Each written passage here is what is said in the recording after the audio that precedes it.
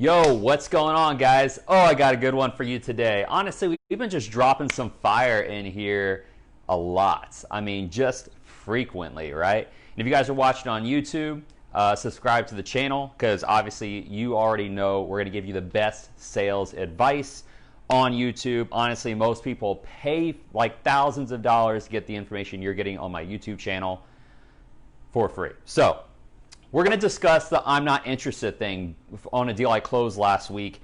But the thing is, I want to talk a little bit of context behind identifying why this is okay to run into and when to know what type of smokescreen this is. Okay? So I'm going to get into a piece of our framework that we use specifically for coaching because we have a separate one for service-based businesses. But when it comes to coaching, Temple, I will wear this shirt to dinner. Might not even wear a shirt to dinner. Not sure yet. If you guys are wondering where the conversation is coming from, why I'm looking this way, we go live in my Facebook group. If you're watching on YouTube, you want to come join us live on Facebook, you can click a link in the descriptions below. A lot of other good stuff down there too. But we're going to get into how you can actually identify this earlier in the call using one specific piece of this framework. All right. So the way the scenario went down is went through the whole call. At the very end, I make the offer, right? They're a 10 out of 10. Okay, we've done the whole temp check, multiple variations of it. And from there, we make the offer. They say, I'm not interested, right? So without us going into how we actually position the pay plan or position financing or position getting the deal, if they don't have credit and if they hardly have any money in the bank account, before talking about all that, I want to be able to explain to you within the 10 minutes that I have here for this training on how to actually identify what type of buyer you're dealing with before you ever get to the end of the call. So in our framework, and by the way, guys, if you want us to work closely with you in scaling your sales fast, I put a link above. You can message Frank, or if you're on YouTube, there'll be a link below, and we'll ask you a few questions to see how we can help, if we can help. But earlier in our framework, we like to deal with three different types of questions. The first one helps us identify what they've done in the past. The next one helps us identify where they're at currently, and then also in the future, how they feel like they need to be handling this situation. So this allows us to know what lens they're looking through. Okay, it allows us to know, A, are they an unsophisticated or sophisticated buyer? What stage in the buying cycle are they, right? Because a lot of people are looking for the first time. A lot of people have been burned in the past, which typically makes them a little bit more of a sophisticated buyer. So we're going to get into that right now. So one question you want to look for is going to be, I'll use a different color, is going to be this, or that you're going to ask. Okay? This is one question that we ask in our framework. Very simple, by the way. Nothing super, super crazy about this, but it's understanding how to identify the language pattern so you understand what type of stage they're at in the buying cycle and what type of buyer that they are, okay? So this is the psychology behind the question. What have you done so far to fix this? So now a lot of you might be saying to yourself, I asked that question already, or I asked a variation of that question, or I've already done this before, I already know, right? So a lot of you are asking this, but what I'm about to dive into is the actual psychology behind a very simple response, okay, that they will give you. Okay, so the goal of this is to help you identify whether there's somebody that has bought a lot of things in the past. Okay, so they'll start listing off a bunch of stuff, and these are people that have bought a lot of low ticket price things, whether it's a course for $3,000 or less, tripwires of like $27 to $97, whatever. Right?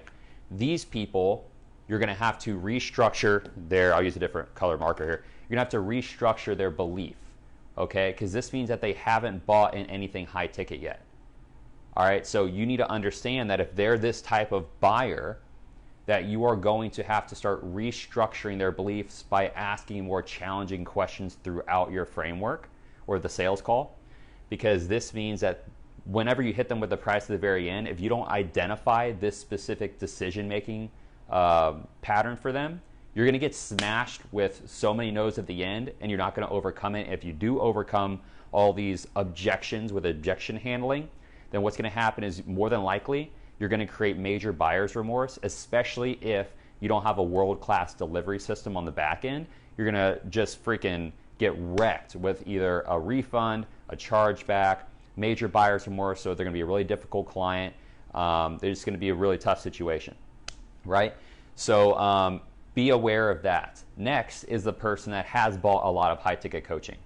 Okay, so the price isn't really going to matter. Maybe if you sell them like a $30,000 item, there might be a little bit of like overcoming that, new price point for them. But if they're already used to buying like $5,000, $10,000 products, the price won't be the issue here. The issue is going to be helping them identify what went wrong.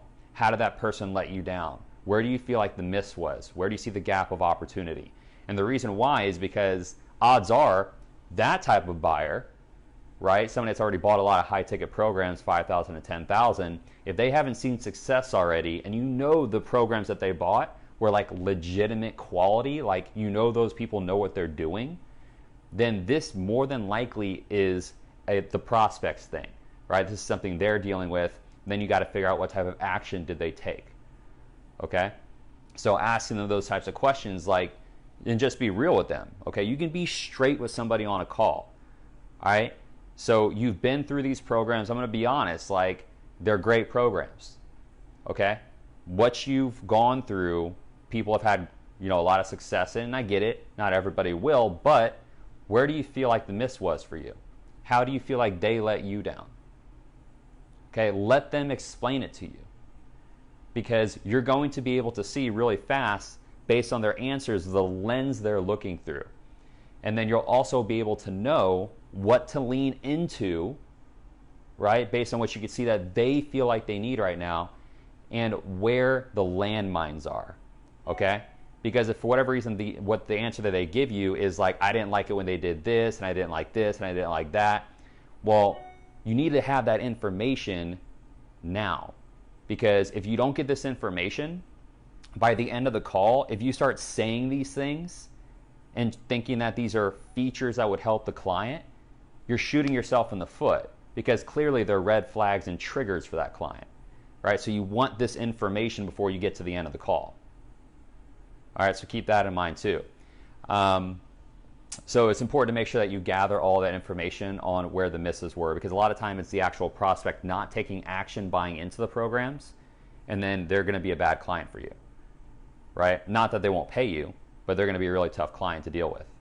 So you need to make sure that you can shift their belief around the level of action they have to take, and then raise that standard for them.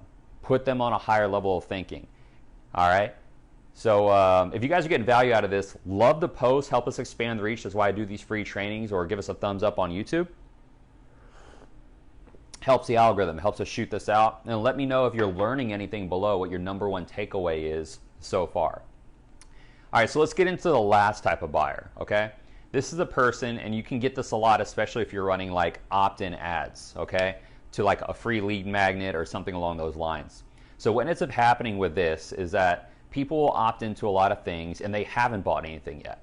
Okay, so if you ask the question, what have you done so far to fix this? And they're like, well, I haven't really done anything yet. Or I haven't bought anything yet. I'm really just kind of looking around, I've been doing this for a while, I've got a few clients, or I'm brand new into the space and I just haven't bought anything yet. A sophisticated buyer will have already bought something. So if they haven't bought anything yet, this is an unsophisticated buyer. And a lot of the time when you deal with unsophisticated buyers, a lot of time they either don't know what action to take, they need to refine their process, they're dealing with a lot of mindset barriers, and they're chasing shiny objects. These are usually, and they need confidence in themselves.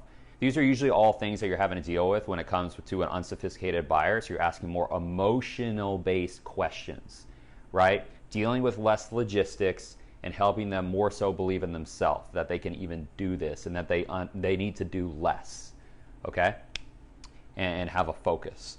So when you're dealing with this, you have to understand that these people are more than likely not going to be ready yet. A lot of time you're going to have to do a lot of belief shifting, okay? Especially if they never bought anything before, right? $27 will seem like a lot, let alone $5,000. It's going to be a lot of belief shifting. So you want to be able to figure out if they bought something or not, or they're just freebie seekers, because a lot of the time this type of buyer will feel like they can still figure it out because they have so much time on their hands, okay? They're going to be like, well, I can kind of find this stuff on YouTube. Oh, well, yeah, no, I got this thing, right? And I downloaded this thing and I can figure this out. Like, this has the steps I need. So there's a series of questions that you could ask to help them reshift that belief, but this is what those opt-in buyers that never bought anything, you're going to end up having to deal with. So it's important to be able to identify, based on the answers you get from this one question, right, decision-making patterns and language patterns on what type of buyers you're dealing with, okay? And are they sophisticated or unsophisticated? So help you know how to be able to position what you have in the call. Because if you're positioning a lot of logistical-based frames to an unsophisticated buyer, you will lose the sale, okay? A lot of the times, you can do stuff like value stacking and adding all these additional things, even if you're not great at sales. If you are constantly trying to show them what more you can do for them, unsophisticated buyers will still buy because they're in this frame of mind of, oh, more stuff. Oh yeah, I got more stuff. And they're gonna feel like they're getting a lot of value out of that. So those people will still buy. But if you get in the habit of thinking that those people, like using that approach is gonna sell everyone, you'll struggle to sell a higher ticket item, okay? And you'll also typically lose more deals than you'll get, right?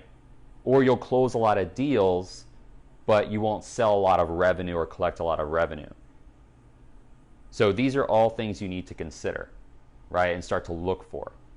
So anyway, guys, I have to get ready to hop on a call with our clients in the Art of Sales mentorship program that I have to help agencies scale their sales.